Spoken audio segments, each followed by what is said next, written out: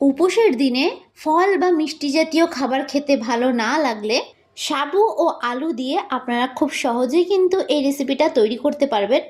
যারা উপোসের দিনে একদমই মিষ্টি জাতীয় খাবার খেতে পছন্দ করেন না, আজকে রেসিপিটা কিন্তু তাদেরই জন্যে।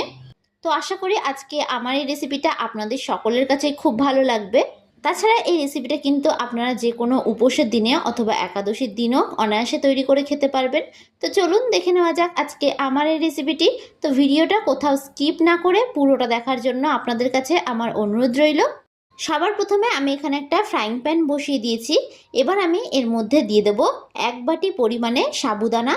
আমি কিন্তু এখানে বড় সাবুদানা দিয়ে রেসিপিটা তৈরি করছি, তবে আপনারা কিন্তু চাইলে ছোট সাবুদানা দিয়েও রেসিপিটা তৈরি করতে পারেন। গ্যাসের ফ্লেমটাকে হাই রেখে আমি 2 মিনিট ধরে সাবুটাকে কিন্তু খুব ভালো করে নাড়াচাড়া করে একটু ভেজে নেব। এরকম শুকনো খোলাতেই কিন্তু সাবুদানাটাকে একটু ভেজে নিতে হবে। আমি সবসময় ঘরে থাকা উপকরণগুলো দিয়ে রেসিপিগুলো তৈরি করার চেষ্টা করি, যাতে আপনাদের রেসিপিগুলো তৈরি করতে কোনো অসুবিধা না হয়। গ্যাসের ফ্লেমটাকে মিডিয়াম টু হাই রেখে সাবুদানাটাকে কিন্তু আমি 2 মিনিট নাড়াচাড়া করে খুব ভালো করে একটু ভেজে নিয়েছি। তো এবার আমি গ্যাসের ফ্লেমটাকে অফ করে দেব। অফ করে অন্য একটি পাত্রে আমি নামিয়ে নেব। তো দেখুন এইরকম একটি প্লেটে আমি সাবুদানাটাকে নামিয়ে নিয়েছি। এবার এটাকে কিন্তু খুব ভালো করে একটু ঠান্ডা করে নেব। এবার অন্যদিকে আমি একটা ছোট মিক্সিং জার নিয়ে নিলাম। এবার এই জারের মধ্যে আমি সাবুদানাটাকে দিয়ে দেব। অবশ্যই কিন্তু সাবুদানাটাকে ঠান্ডা করে তারপরে মিক্সিং জারের মধ্যে দেবেন। এবার ঢাকনা বন্ধ করে আমি এটার একটা স্মুথ পেস্ট তৈরি করে নিচ্ছি। তো দেখুন এটাকে কিন্তু খুব ভালো করে আমি একটু গুঁড়ো করে নিয়েছি। এবার অন্যদিকে একটা বড় মিক্সিং বোল নিয়ে নিলাম। এবার এই বোলের মধ্যে আমি গুঁড়ো করে রাখা সাবুদানাটাকে দিয়ে দেব। এবার আমি এর মধ্যে দিয়ে দিচ্ছি একটা সেদ্ধ করে রাখা আলু। একটা গ্রেটারের সাহায্যে আমি আলুটাকে ঠিক এই রকমভাবে একটু গ্রেট করে দিচ্ছি। আপনারা কিন্তু অবশ্যই আলুটাকে একটু গ্রেট করে দেওয়ার চেষ্টা করবেন, তাহলে কিন্তু আলুর মধ্যে কোনো ডেলা অংশ থাকবে না। এতে করে কিন্তু রেসিপিটা খেতে অনেক বেশি ভালো হবে। আর আপনাদের কাছে আমার এই রেসিপিটা কেমন লাগলো অবশ্যই কিন্তু আমাকে কমেন্ট বক্সে জানাতে ভুলবেন না। তো দেখুন আমি খুব ভালো করে কিন্তু আলুটাকে একটু গ্রেট করে দিয়েছি। এবার আমি এর মধ্যে অ্যাড করে দিচ্ছি গোটা জিরে ও সামান্য একটু জোয়ান। আমি হাতের তালুতে এইরকমভাবে একটু ডলে দিয়ে দেবো। এতে করে কিন্তু একটা সুন্দর ফ্লেভার হবে। তাছাড়া জোয়ান কিন্তু হজমে খুব ভালো সাহায্য করে। এবার দিয়ে দিচ্ছি আমি এর মধ্যে স্বাদ অনুযায়ী লবণ ও দিয়ে দেবো ঝালের জন্য কাঁচা লঙ্কা কুচি। ঝালটা কিন্তু অবশ্যই এখানে আপনারা যে যতটা খেতে পছন্দ করবেন সেই অনুযায়ী কিন্তু এখানে ঝালের ব্যবহার করবেন। এবার আমি এর মধ্যে অ্যাড করে দিচ্ছি 1 কাপ পরিমাণে ময়দা। এবার এই সমস্ত উপকরণগুলোকে কিন্তু খুব ভালো করে আমি একটু মিশিয়ে নেব। আপনারা কিন্তু এটা যে কোনো উপবাস বা একাদশীর দিনে অনায়াসে তৈরি করতে পারবেন। আর এই রেসিপিটি একবার খেলে কিন্তু আপনার বারবার খেতে ইচ্ছে করবে। তো যারা উপোসের দিনে ফল বা মিষ্টি জাতীয় কোনো কিছু খেতে পছন্দ করেন না, তো তাদের জন্য কিন্তু এটা একদমই পারফেক্ট একটি রেসিপি। তো দেখুন এইভাবে কিন্তু সমস্ত উপকরণগুলোকে আমি হাত দিয়ে খুব ভালো করে একটু মিশিয়ে নিয়েছি। তবে আপনারা কিন্তু এখানে ধনেপাতা কুচিও অ্যাড করে দিতে পারেন। আমার হাতের সামনে ছিল না, তাই আমি এখানে আর ধনেপাতা কুচি অ্যাড করিনি। এবার আমি এর মধ্যে সামান্য পরিমাণে একটু জল দিয়ে এটাকে খুব ভালো করে একটা ডো আকারে তৈরি করে নেব। জলটা কিন্তু সামান্য সামান্য দিয়েই আমি একটা ডো আকারে তৈরি করে নেব। আপনার রুটি পরোটার ডো ঠিক যেই রকমভাবে মাখেন, ঠিক এই ডোটিকেও কিন্তু একই রকমভাবে মেখে নেবেন। তো এখানে আমার একটু পাতলা মনে হচ্ছে, তো সেহেতু আমি এখানে আরও একটু পরিমাণে ময়দা দিয়ে দিলাম।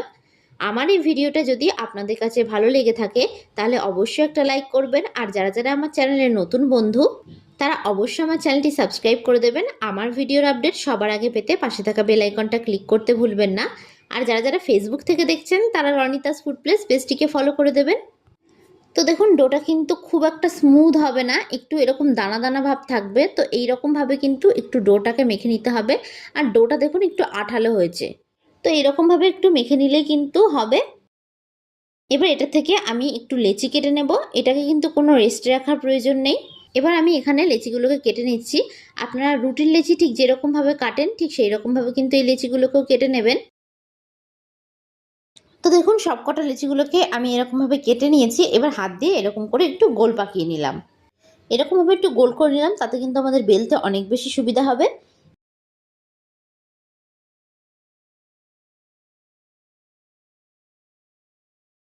এবার এবার অন্যদিকে একটা চপিং বোর্ড নিয়ে নিলাম। আমি এই চপিং বোর্ডটার উপর বেলে নেব, তবে আপনারা কিন্তু চাইলে কিচেন স্ল্যাবেও বেলে নিতে পারেন। এবার একটা লেচি আমি নিয়ে নিলাম। এবার এর মধ্যে বেশ খানিকটা পরিমাণে আমি ময়দা দিয়ে দিলাম। একটু বেশি পরিমাণে ময়দা দিয়ে কিন্তু বেলবেন, নাহলে কিন্তু যেটার উপর বেলবেন সেটার উপর একটু লেগে যেতে পারে। তো এবার এটাকে কিন্তু আমি ঠিক এইরকমভাবে একটু বেলে নিচ্ছি। খুব বেশি পাতলা করে কিন্তু বেলবেন না, ঠিক এইরকম আকারে একটু বেলে নেবেন। এবার এটাকে একটা গোল শেপ দেওয়ার জন্য আমি এরকম একটা টিফিন বাটির ঢাকনা নিয়ে নিয়েছি। এবার এটাকে এরকম চাপ দিয়ে আমি গোল শেপের একটু করে নেব। আমি যাতে একটু সুন্দর লাগে সেই জন্য কিন্তু টিফিন বাটির ঢাকনাটা দিয়ে কাজটা করে নিলাম। আপনারা কিন্তু চাইলে এমনি বেলেও নিতে পারেন।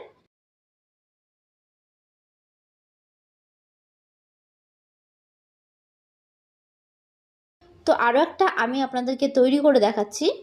একই রকমভাবে কিন্তু এটাকেও আমি তৈরি করে নেব। আমি আবারও বলছি, ময়দার পরিমাণটা কিন্তু একটু বেশি দিয়েই বেলে নেবেন, তাহলে কিন্তু বেলতে অনেক বেশি সুবিধা হবে।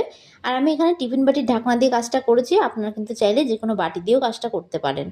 আর বাদ বাকি যে এক্সট্রা অংশটা থেকে যাচ্ছে সেটাকে কিন্তু আমি ফেলবো না, সেটাকেও আমি লেচি করে বেলে নেব। তো সবগুলোকে তৈরি করে আমি আপনাদেরকে একেবারে দেখাচ্ছি। তো দেখুন, এখানে কিন্তু সবগুলোকে ঠিক একই রকমভাবে আমি তৈরি করে নিয়েছি। এবার অন্যদিকে আমি একটা ফ্রাইং প্যান বসিয়ে দিলাম।